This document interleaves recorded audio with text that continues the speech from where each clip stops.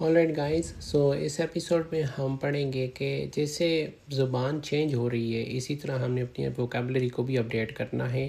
Time change हो रहा है, तो ये वीडियो जो है जेन ज़ी के लिए भी है, मिलेनियल्स के लिए भी है, सभी के लिए है जो अपनी इंग्लिश लैंग्वेज को इम्प्रूव करना चाहते हैं। यहाँ पे मैं आपको थोड़ी सी ट्रिक्स बताऊँगा और साथ साथ कुछ न्यू वोकेबलरी भी सिखाऊंगा जिससे आप अपनी लैंग्वेज को इम्प्रूव कर सकते हैं। ठीक है, थोड़ा सा डिजिटल लाइफ इंग्लिश इससे रीशेप करके मैंने कंटेंट क्रिएट किया है। होपफुली आपकी जो vocabulary it will be updated.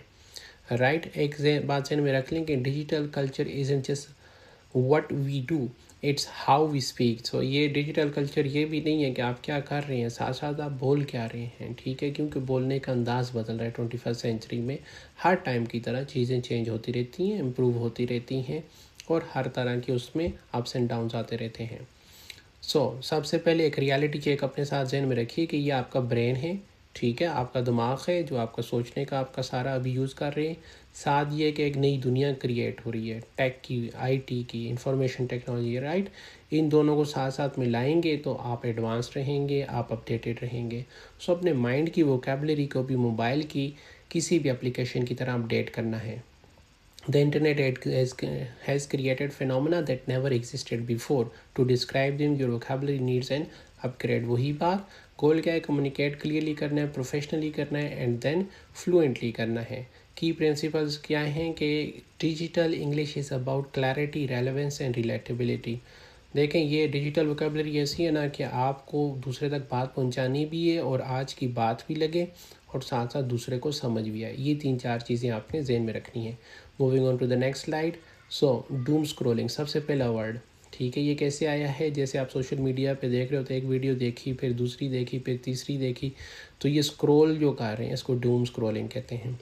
The act of continuously consuming negative online content. वही बात, जो मनफी चीज़ें आपके सामने आ रही हैं उसको बार बार आप देखते जा रहे हो, उसी तरह की मिलती जुलती, और ये एक हैबिट बन जाती है सोशल मीडिया की।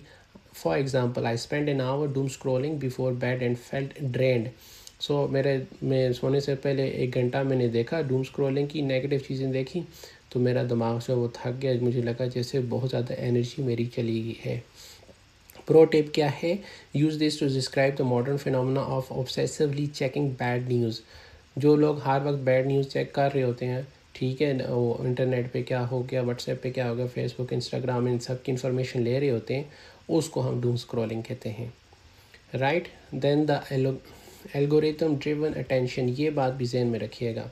इसकी डेफिनेशन क्या है कि how social media platform shape our focus and consumption. तो आपने देखा होगा कि आपको एक वीडियो, आप एक न्यूज़ पढ़ेंगे, उसी तरह की मिलती जुलती आपको न्यूज़ आना शुरू हो जाएंगी। ये एक तरह का सिस्टम इन्होंने एल्गोरिथम डिज़ाइन किया हुआ है। उसी तरह आपकी सोच भी बनती जाती है। इसको कहते हैं कि प्रोफेशनल और एकेडमिक टर्म्स में वैसे ये वर्ड यूज़ किया जाता है, ये टर्म यूज़ की जाती है। एग्जांपल क्या? Algorithm driven attention affects how we consume information and often prioritising engagement over accuracy. ये बात भी जहन में रहे कि जैसे ही हम बहुत ज़्यादा एल्गोरिथम को फॉलो करते हैं, कि चीज़ों को देखते हैं, तो फिर हमारी जो इंफॉर्मेशन के मतलब एक्यूरेसी है वो काफ़ी ख़राब हो सकती है, क्योंकि वो एक ही तरह का हमें कंटेंट दिखा रही होती है। How we find information today. ये बात भी है, हमें एक ही तरह के हैशटैग्स की वजह से उन चीज़ों को हम सेम फॉलो कर रहे होते हैं, तो एल्गोरिथम ड्रिवन अटेंशन मतलब आपके जहन में वो चीज़ें आ जाती हैं, एक ही तरह की थॉट्स। ठीक है, उसके अगेंस्ट क्या चल रहा है दुनिया में आपको नहीं पता चल रहा होता। Then is the echo chamber. ये बहुत इंपॉर्टेंट है और इसको बहुत ज़्यादा यूज़ भी किया जा रहा है कि being exposed only to opinion similar to your thoughts. जैसे हमने पहले भी कहा था कि उस तरह की सोचें, बार बार आपकी एक वीडियो आप एक तरह की देखोगे, उससे मिलती जुलती वीडियो आपको दिखाएंगे। तो आप जैसे एक बंद कमरे में हो, तो इसी तरह के एक बंद चैम्बर में चले जाते हो जहाँ पे एक ही तरह की सोचें, सोशल मीडिया कल्चर्स, ये सारी चीज़ें आपको वहाँ पे दिखा रहा होता है। ये आप वैसे बाय द वे पीटी, आइल्स और इन चीज़ों में भी मीडिया लिटरेसी के टर्म्स में यूज़ कर सकते हैं। और इसमें एक एग्जांपल ये देख लें, social media often traps users in online echo chambers. वही बात, फेसबुक, इंस्टाग्राम, व्हाट्सएप, कोई भी जो सोशल मीडिया है वो क्या करता है, ऑनलाइन चैम्बर क्रिएट करता है, ताकि आपका एक्सपोजर जो है ना डाइवर्स व्यू पॉइंट्स की बजाय एक ही तरह का बनता जाता है। इससे एक्सट्रीमिज़म आता है, पोलैरिटी आती है। ठीक है, और थोड़ा सा इंसान रेडिकल होता जाता है, एक ही तरह के ख्यालात शिद्दत पसंदी की तरह आते जाते हैं। फिर आता है सिस्टम हेल्थ से रिलेटेड। अगर आपने बात करनी हो तो डिजिटल वोकैबुलरी में फटीग वर्सेस डिटॉक्सिंग, दो चीज़ों को समझ लें।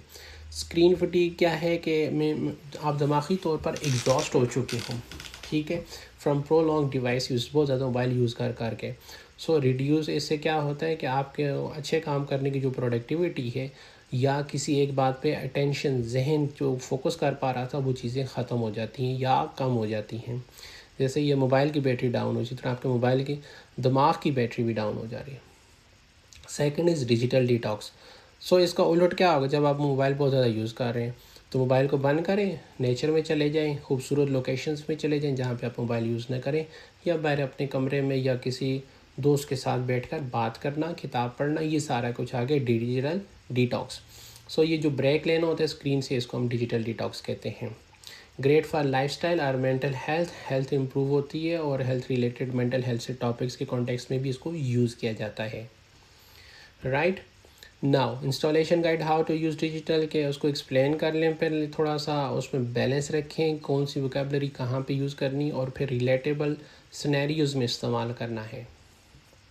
अब प्रिसीजन मोड क्या है कि many user experience doom scrolling and fatigue, screen fatigue which significantly impacts focus and wellbeing. वही बात दोबारा देखें, इनको सेंटेंसेस में आपने कैसे यूज़ किया कि दोनों वर्ड्स जो हमने नहीं सीखे वो भी आगे, कि बहुत ज़्यादा लोगों को डूम स्क्रॉलिंग होती है, मोबाइल बहुत ज़्यादा यूज़ करते हैं जिससे थक जाते हैं, तो उनकी परफॉर्मेंस कम होती है। Next is system compatibility, way to run this upgrade, कैसे इसको यूज़ करना है अपने दिमाग को, जो आपने नए अल्फाज जैसे डिजिटल डिटॉक्स सीखा, ठीक है, स्क्रीन फटीग सीखा, तो ये कैसे, मतलब जहाँ पे आएगा लेक्सिकल अवेयरनेस की वजह से, जब भी आप आईटी टेक्नोलॉजी रिलेटेड टॉपिक्स होंगे पीटीई और आइल्स में इस्तेमाल कर सकते हैं। जब आप एआई ड्रिवन इंफॉर्मेशन या कन्वर्सेशन कर रहे हो, ईमेल, रिपोर्ट्स, उन सब में भी आप प्रोफेशनल वर्ल्ड में भी इसको यूज़ कर सकते हैं। फिर आगे जी आप दोस्तों के साथ आइडियाज़ डिस्कस कर रहे हैं, डिजिटल हैबिट्स और पीयर्स और इन सारी चीज़ों के बारे में जब बात कर रहे हो तब भी ये वोकैबुलरी यूज़ की जा सकती है।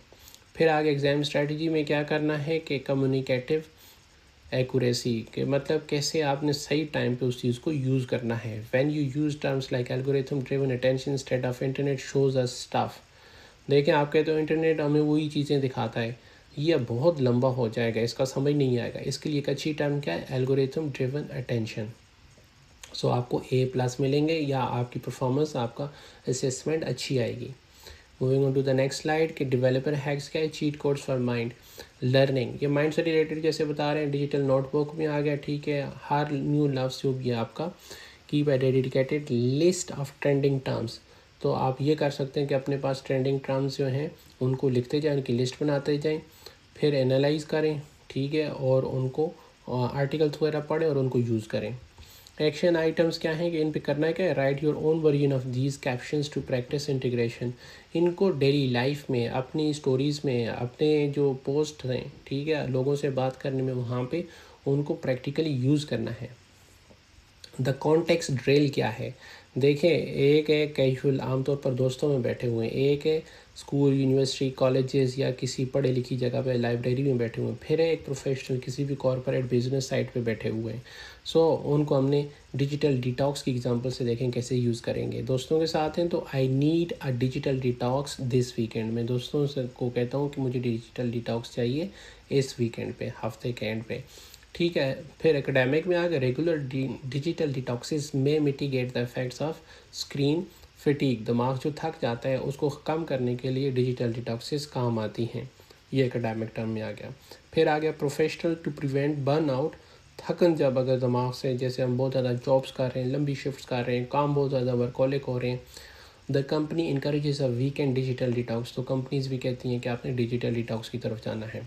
द कॉम्बो मूव क्या है कि ये जैसे एल्गोरिदम है, इसको मिलाएं इको चैम्बर और फटीग, सो ये सोफिस्टिकेशन काफ़ी ज़्यादा एडवांस हो जाएंगे, आप बिल्कुल मॉडर्न फील करेंगे। Algorithm driven attention increases the risk of online echo chambers and digital fatigue, ठीक है। ये देखें, सबको मिला दिया, आप बिल्कुल अप टू डेट लगोगे।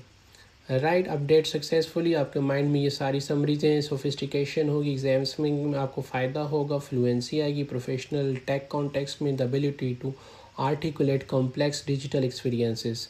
ठीक है, आपकी जो वर्ड चॉइसेस हैं वो बताती हैं कि आप आज ही की दुनिया के इंसान हो और आज की बात कर रहे हो। राइट, सो ये थी फाइनल स्लाइड। होपफुली आपको पसंद आई होगी, और आपने कोई न्यू वर्ड सीखने हो, उनकी एक्सप्लेनेशन चाहिए, वो भी कमेंट सेक्शन में बता सकते हैं। आज की वीडियो कैसी लगी उस बारे में फीडबैक दीजिएगा। Thank you so much.